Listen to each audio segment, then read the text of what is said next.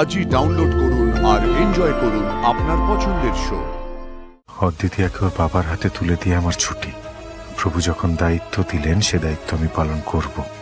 তার আগে পর্যন্ত আমার মুক্তি নেই। তবে তুই চলে গেলে এখন মুশকিল হবে। এই সময় মানুষ কতটা ভালনারেবল থাকে তুই জানিস। দেখ, তুই ওকে চিনিস, ওর বাবাকে চিনিস, তুই ওদের ফেস করতে পারবি। তুই এই মেয়েটার দায়িত্ব এড়িয়ে যাচ্ছিস কেন আমি জানি না। তোর চাকরি ছাড়ার সাথে এই মেয়েটার কোনো সম্পর্ক আছে কিনা তাও আমি জানি না। তুই আমাকে খোলসা করে কিছু বলিসনি। কিন্তু যাই হয়ে যাক গোরা, এই অবস্থায় এই মেয়েটার দায়িত্ব এড়িয়ে যাস না।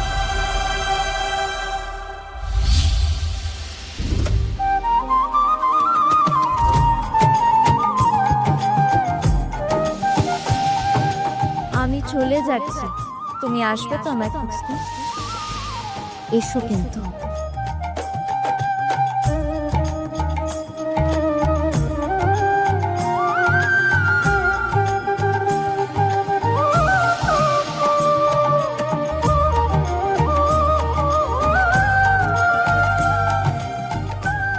হে প্রভু, এ কোন খেলা খেলছো আমার সাথে?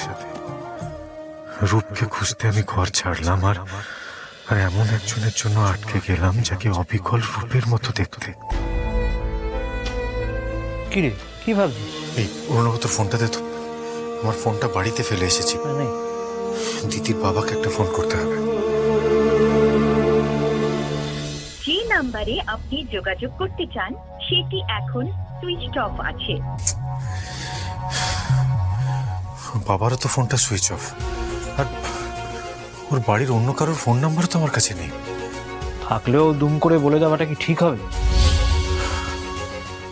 ঠিক ঠিক কথা বলেছিস। এই ব্যাপারটা নিয়ে অন্য কারোর সাথে আলোচনা করাটা বোধহয় ঠিক হবে না, কারণ অদ্বিতীয়ার এইভাবে জলে ভেসে আসাটা যথেষ্ট সাসপিসিয়াস।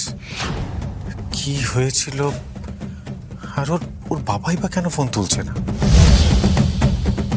ওদিকে ওই পুলস্ত যা ছেলে, যে ছেলে ভালোবাসা নিয়ে মিথ্যে বলে তাকে বিশ্বাস করা যায় না।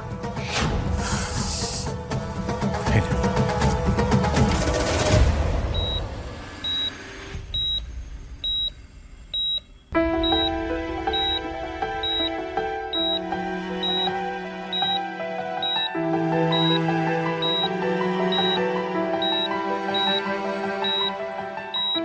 আবার যে কোনোদিনও আপনার মুখ দেখতে হবে আমি ভাবিনি অদ্বিতীয়া। কোন রহস্য বয়ে নিয়ে এলেন আপনি? অরুণাব, আমি একটু বাড়ি যাচ্ছি, রিপোর্টগুলো আসলে আমায় জানাস। আমি ওর বাড়িটা খুঁজে খবরটা দিয়ে আসবো।